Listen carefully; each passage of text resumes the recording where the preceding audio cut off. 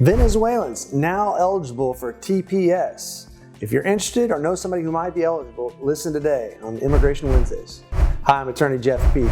And this week, the Biden administration announced it's going to give temporary protected status, also known as TPS, to anybody from Venezuela who's been physically residing in the United States since March 8th of this year.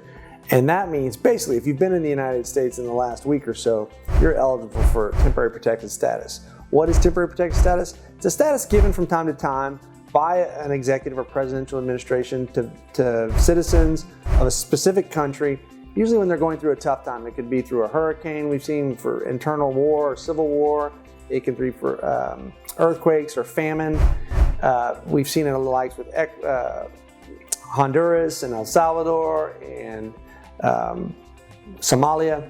And so now, by giving this to Venezuela, who's obviously been going through a very tough time under the Maduro administration and the previous Chavez, remnants of the Chavez administration, they're experiencing extreme poverty, major devaluation of their currency, and shortages of all sorts of basic necessities. And so by granting this to the Venezuelans, these people can now apply for a work permit that counts as a status here for the next year and a half over here. This will be extended all the way to September 9th, 2022.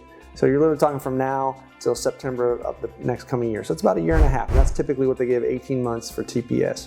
So excellent time to apply. The Venezuelan community should be celebrating this. Now it's interesting because President Trump in his last days in office announced that he also was going to give a deferred action. Why Trump didn't announce a TPS, I don't know. Maybe he didn't have enough time to put it together. But this basically is going to be the same kind of process where you can apply for this and be the beneficiary of a work permit. So if you or somebody you know is from Venezuela and they have needs of looking at this, please give us a call at Peek Toland. We'd love to help out. There's a whole process of filing for that.